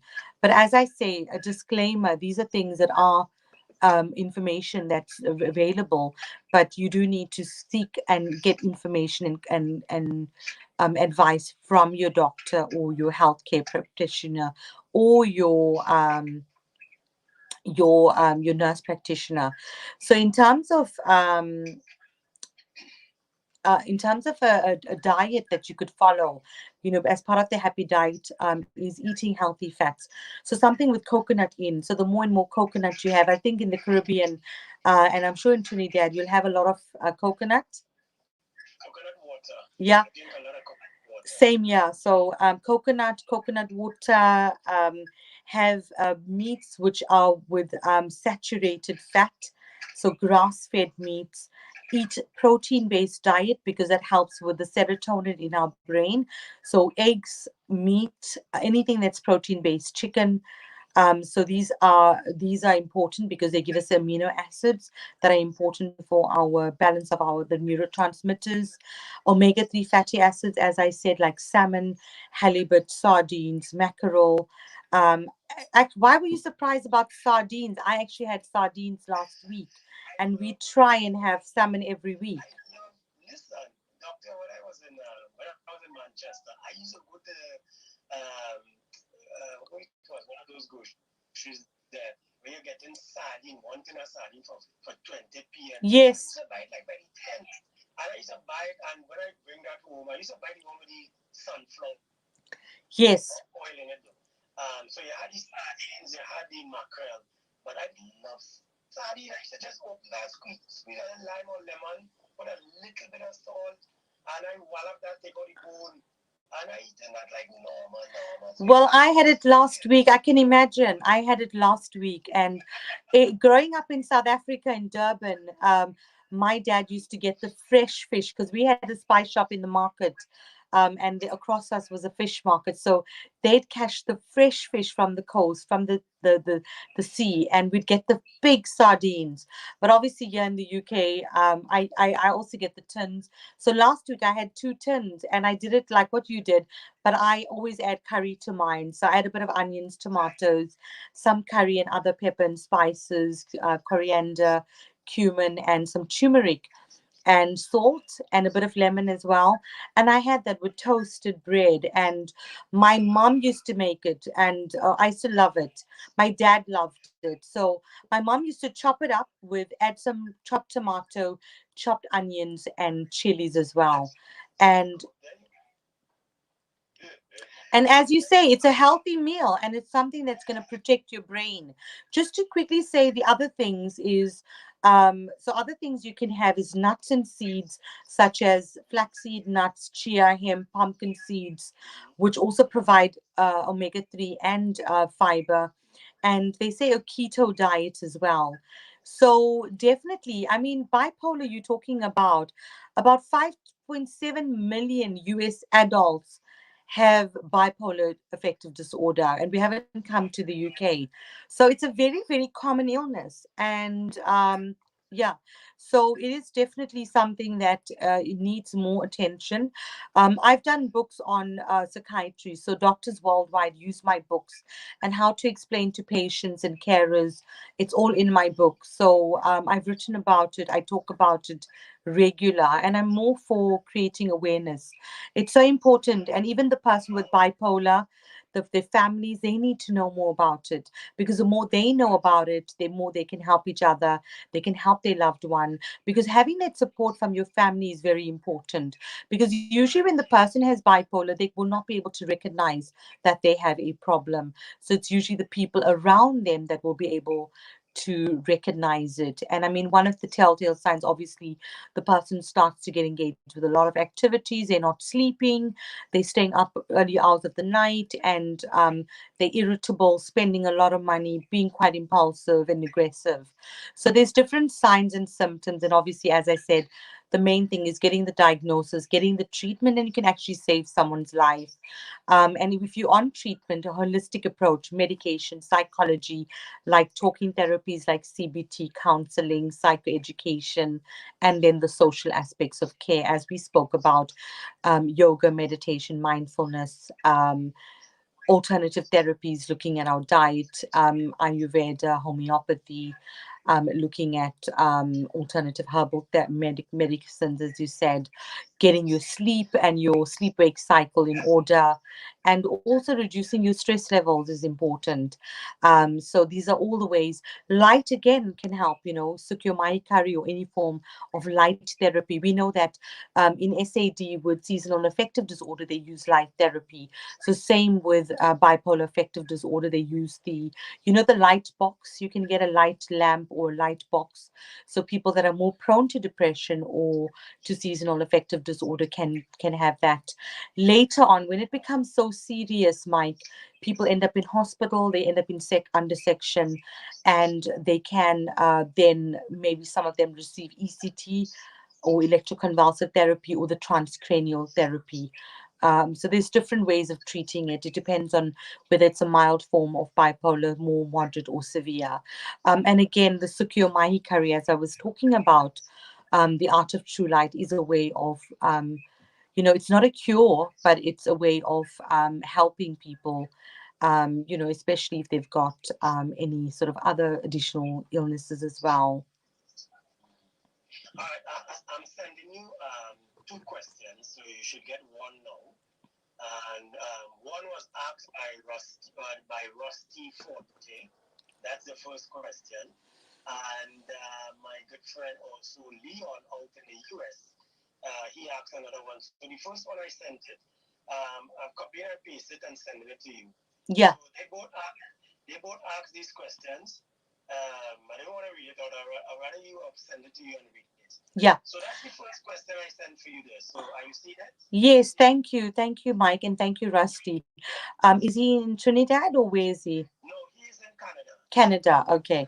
Wow. All the way in Canada. Thank you so much for tuning in. So what's a paralleling between schizophrenia and bipolar? Very important question. And it's so important because we actually have a disorder called schizoaffective disorder. So I'm so glad that you brought it up because I didn't talk about it. I was just talking about bipolar, pure bipolar illness. But what happens is you can get schizoaffective disorder, meaning that you can get a person with both schizophrenia and bipolar affective disorder. So that is the paralleling between it. So you can get someone that can present with bipolar affective disorder illness and later on develop schizophrenia like symptoms, and they can have the combination, or you can have it the other way around. You can have someone with schizophrenia and then they develop a mood component where it starts to affect their mood and either manic or depressed, and it becomes a schizoaffective disorder, which means a combination. So the treatment would obviously be a combination of how we would treat someone with schizophrenia and how we would treat someone with bipolar. Fantastic, amazing, amazing question. Thank you so much. There's another one by Leon. Yeah. That I sent you. Yeah. So Leon's question, I don't see it. I think it's the same question that I'm seeing that has come up. I think probably you need to just resend it. Sorry about that. Okay. Oh, let me see if I can send it. Yeah. Because that's a very nice question. I'm sending you. Let me send. So, for bipolar is something that we should take serious. Is it that? Yes, bipolar can be quite. People end up killing themselves or in risky situations. So people, you do need to obviously get treatment and take care of your health. But as I said, the good news is you can get treatment and you can lead an almost normal life. But it's a lifelong illness. When you say a lifelong illness, so you're talking about it's something that you basically live with for a while. Do you ever recover from it? I would say that people, you will live with it. So you'll always be more vulnerable to relapse or get unwell. So that's why taking care of your sleep, your mental health, your stress levels, taking care of your health, eating enough vegetables and fruits, and your diet and exercise, I think that's all key and important to managing your bipolar, and especially if you need to stay on medication. But there is a rule where, I mean, there is people that recover and don't have any more episodes. There's another group of people that will recover and then continue to have episodes, or some people that just never recover and just stay chronically unwell, and they live with the symptoms with some mild medication, just controlling some of the disturbing symptoms. So you can fall in any of those categories, but I think. People do recover in answer to your question, and they don't need to be on medication lifelong, so it just depends on, again, on how severe your symptoms are. Just like to the other question. So you're supposed to be seeing it there. Just sent you it. Yeah. So fish high, so this is from Leon. Leon in US. The US. Yeah. Yeah. Hi- He is in New York City. oh, hi Leon, all the way in New York. I want to go to New York. That's my dream, to go to New York. Yeah. So amazing. All the way in New York. So fish high in omega and COQ10 have inotropic effect, great for brain health. Exactly. I do the Happy Doctor's Kitchen, Leon, and I promote you are what you eat, and food, and that is as medicine, and food and herbs and spices. And we've got a spice business as well with my husband. So Spice Delights, dot in UK. So www.spice-delights.com. So we send spices all over the world, and part of that we educate people on how to use the right spices, herbs, and curries, and what type of foods to cook. And that one of them is seafood. So seafood is very important, as I said, and as Mike was saying. We have at least one or two servings of fish a week. If I could eat salmon every day, I'd eat salmon every day. But we have other forms of fish like tuna. So yesterday we had tuna pasta. So and then sardines last week, and salmon the week before. Yes, Yes. tuna, my thing. So seafood is very important. So it's all about balance. So some people are obviously going to more plant-based, more vegetarian, and that's great. It's also quite healthy. I tried it, but I couldn't manage because of health reasons. I needed a bit of iron and I needed that protein. So I continue to eat meat, but obviously we eat lean meat and we have a lot of seafood. At one stage, I was just having loads of seafood.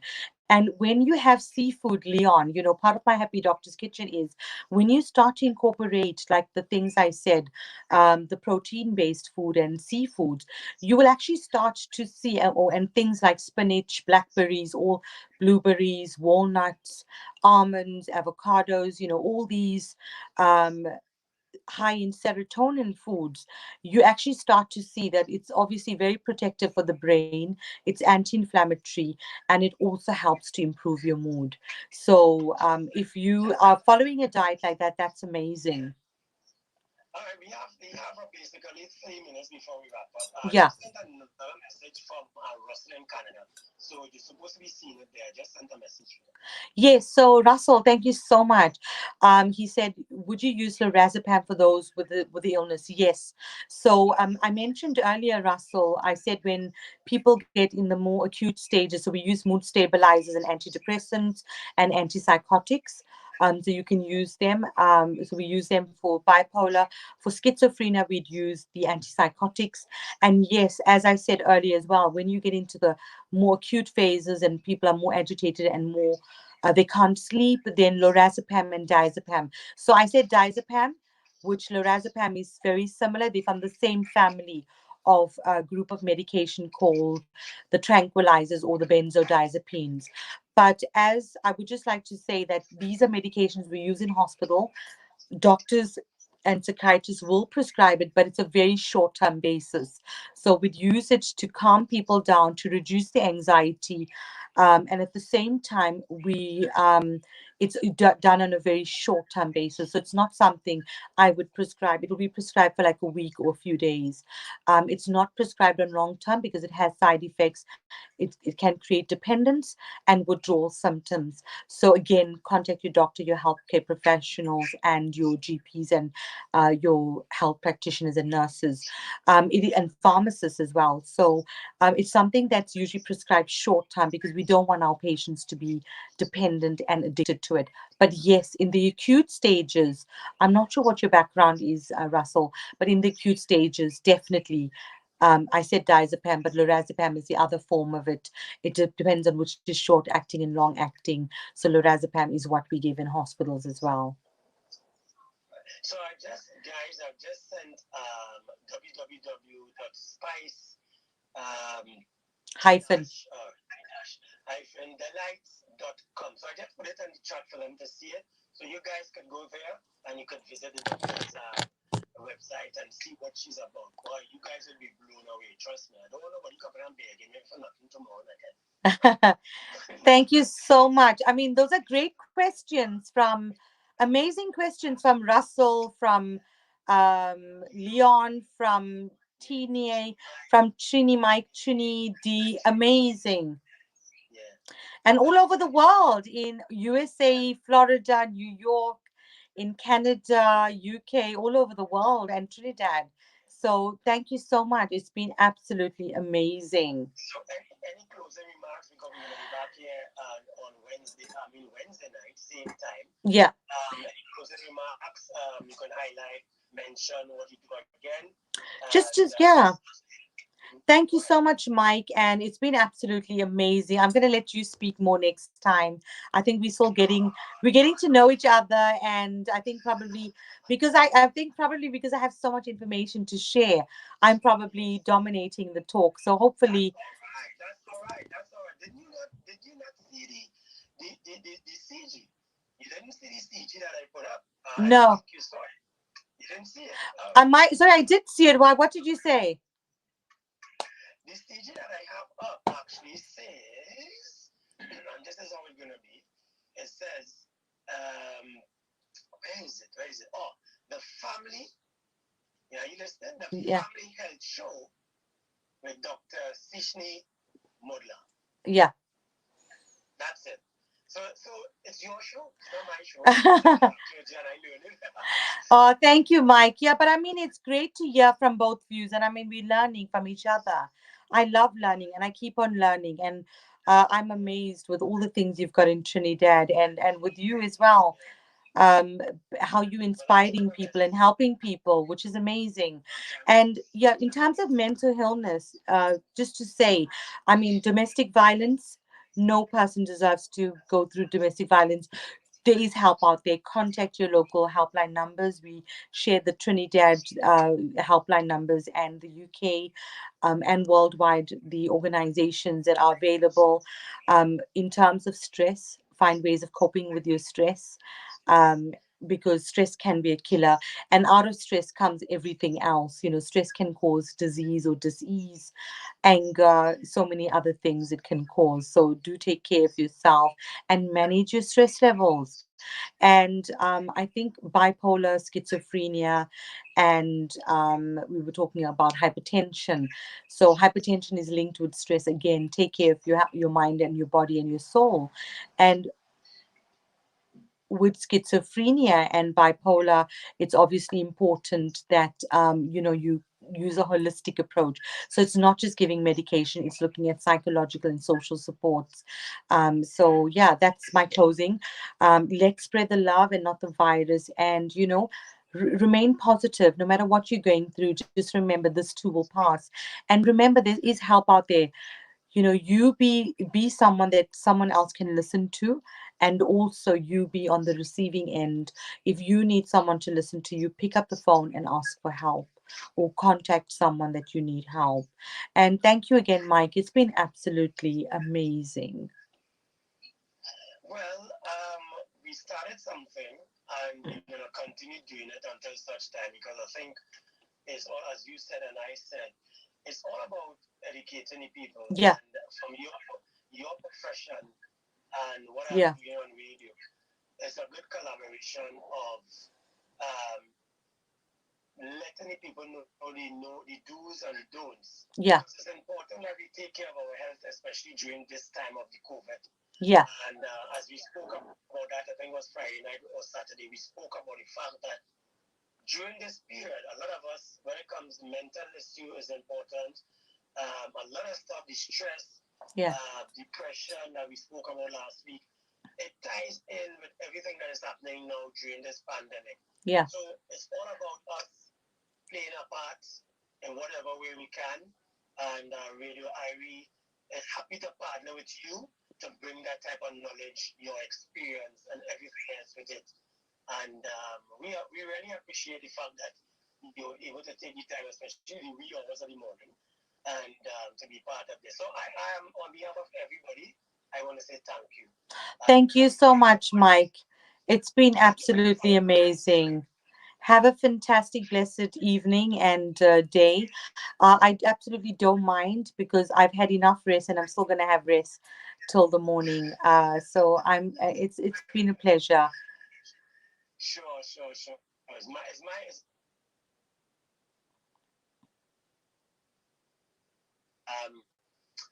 Now seeing the CEOs and then she sent a question, it's kind of late, and you don't want to do really, but I don't know if you want to answer it quickly before you go. Yeah, sure, no Because it's problem. kind of late.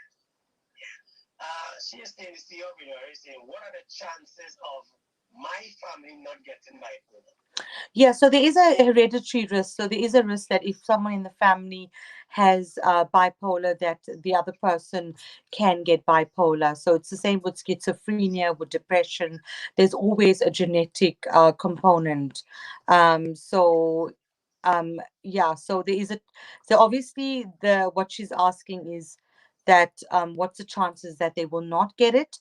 So there is a risk that you can get bipolar. So if someone has bipolar, you can pass it on to your children, and there is a chance that they can get it.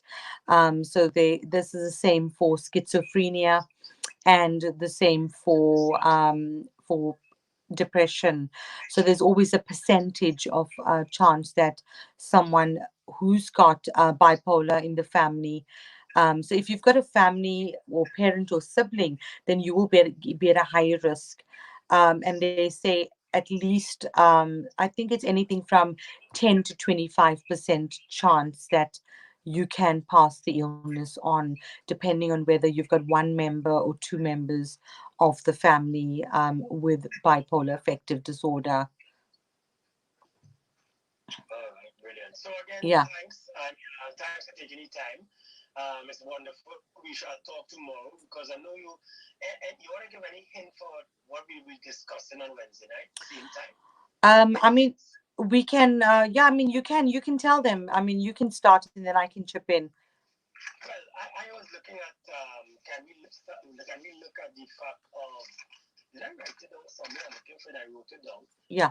You Just know, going back, just to the question. vaccines. Sorry, just going back to the question, Mike.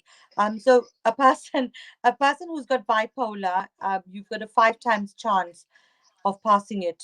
So if you've got a family member, so if you've got bipolar, your children have a five times higher chance of getting it. And if both parents have it, um, it's also obviously the risk is higher. So yes, there is a chance, but obviously, you can obviously reduce the risk with all the things that we discussed.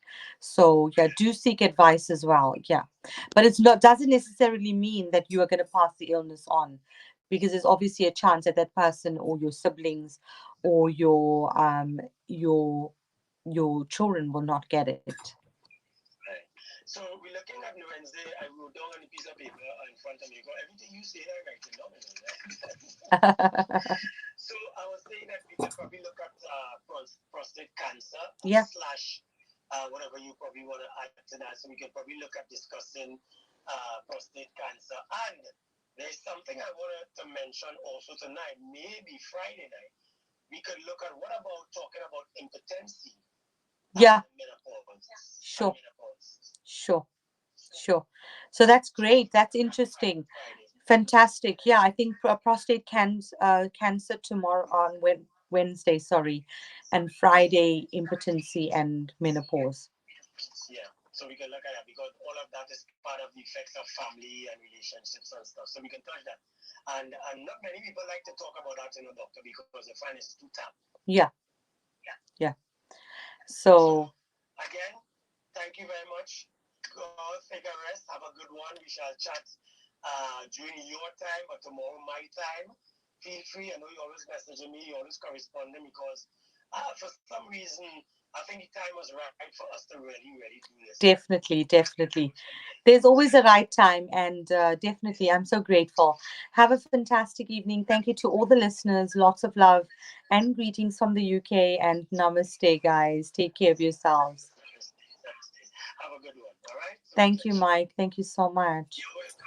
Anytime. Anytime. Bye. Bye.